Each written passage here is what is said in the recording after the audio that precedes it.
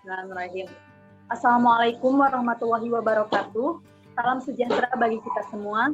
Yang terhormat Bapak Maulana Azimatun dan Ibu Heni Anggorowati selaku dosen pengampu mata kuliah Mikrobiologi Industri C serta teman-teman mahasiswa mata kuliah Mikrobiologi Industri C yang kami sayangi. Pada kesempatan ini, izinkan kami untuk mempresentasikan hasil diskusi kami tentang pembuatan keju dengan starter campuran Streptococcus thermophilus, Lactococcus lactis, dan Leconostoc mesenteroides. Di sini kami beranggotakan 6 orang, yaitu ada Soleh Anugrah Daulay dengan NIM 121190009, kemudian Sri Maya BR Sembiring dengan NIM 010, kemudian ada Andra Reva Putra NIM 020, kemudian ada Arina Bintan Kamila NIM 041, kemudian ada Kezia Ayuning Tias dengan NIM 048, dan ada Zanet Megananda Suwono dengan NIM 058. Yang pertama, bab 1 latar belakang.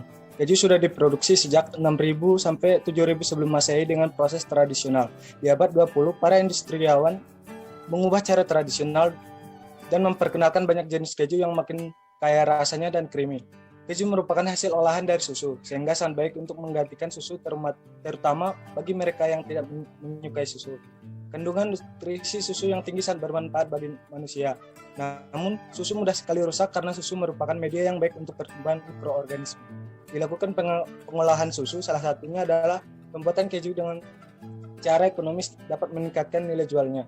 Mikroorganisme yang banyak digunakan sebagai starter dalam pembuatan keju adalah bakteri asam laktat ataupun kapang. BAL ini menghasilkan senyawa asam, terutama asam laktat, melalui proses fermentasi laktosa.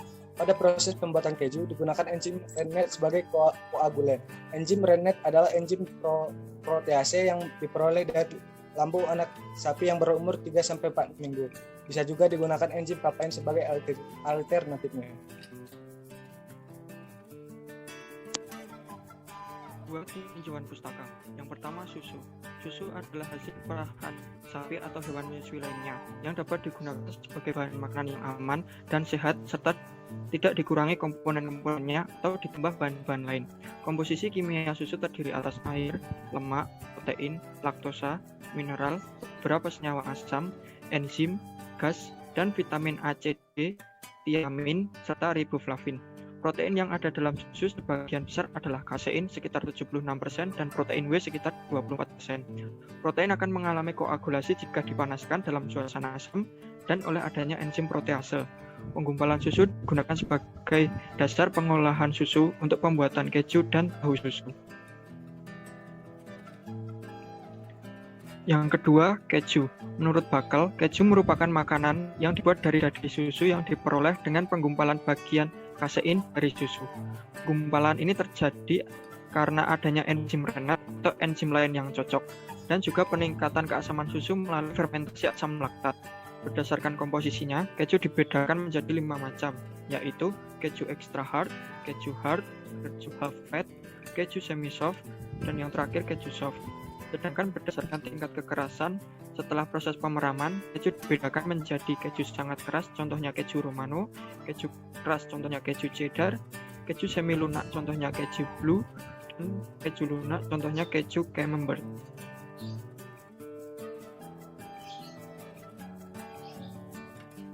Kemudian selanjutnya ada bakteri asam laktat. Bakteri asam laktat atau BAL adalah kelompok bakteri gram positif yang tidak membentuk spora dan dapat memfermentasikan karbohidrat untuk menghasilkan asam laktat. Dalam pengolahan makanan, BAL dapat melindungi dari pencemaran bakteri patogen, meningkatkan nutrisi, dan berpotensi memberikan dampak positif bagi kesehatan manusia. Kemudian enzim Rennet. Rennet merupakan penggumpal kasein pada proses pembuatan keju yang di dalamnya mengandung enzim protease renin. Enzim Rennet yang digunakan merupakan enzim yang bersifat proteolitik yang dapat menggumpalkan susu pada proses awal pembuatan keju.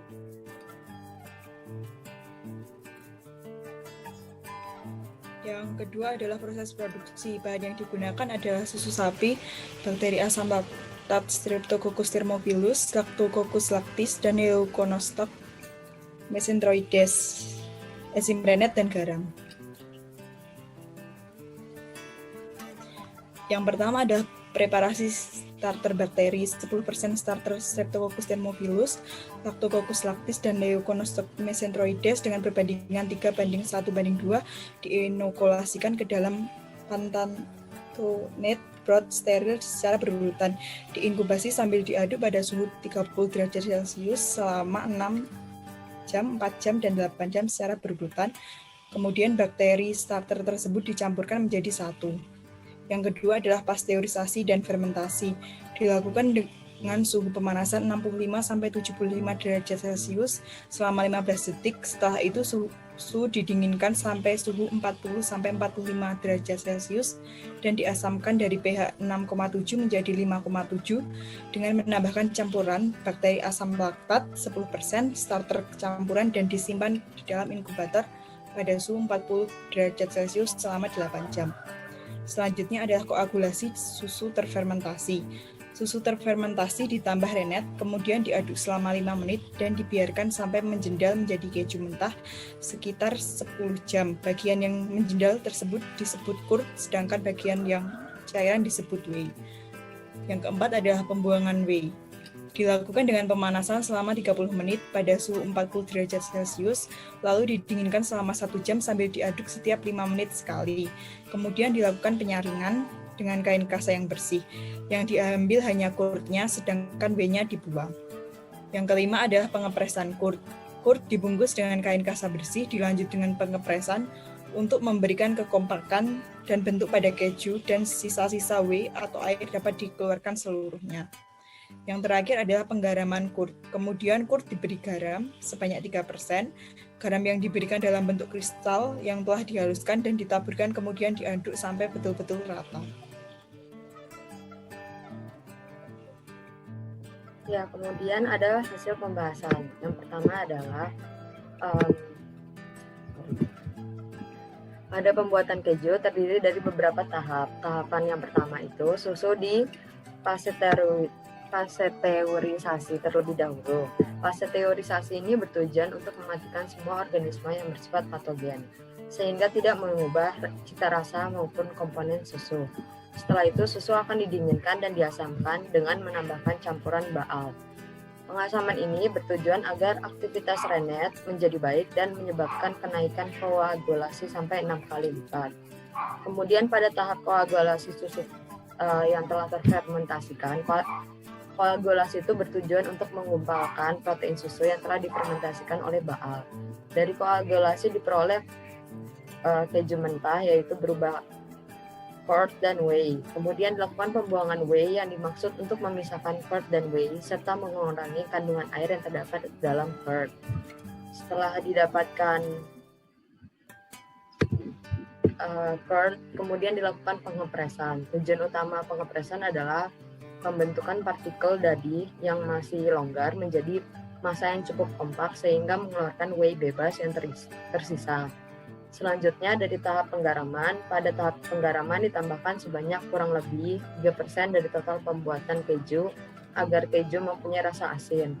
Tujuannya itu untuk meningkatkan cita rasa, tekstur, dan menghambat pertumbuhan mikroorganisme pembusukan, meningkatkan whey seneresis, dan mengurangi kadar air sehingga menjadi penentu kadar air produk akhir keju. Didapatkan juga kesimpulan, yaitu melalui pembuatan keju melalui beberapa tahap. Yang pertama yaitu pasteurisasi, fermentasi dan inkubasi, koagulasi,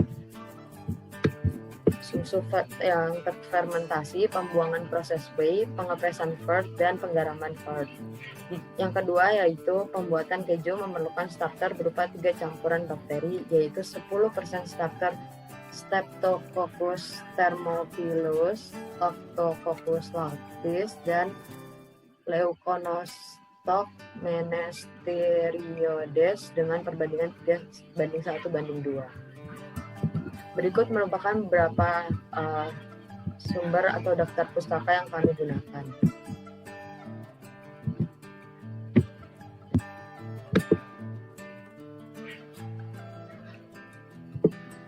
Sekian dan Ya, terima kasih. Buat presentasi dari kelompok 3, semoga bermanfaat untuk kita semua. Terima kasih atas perhatiannya, kurang lebihnya mohon maaf. Wassalamualaikum warahmatullahi wabarakatuh.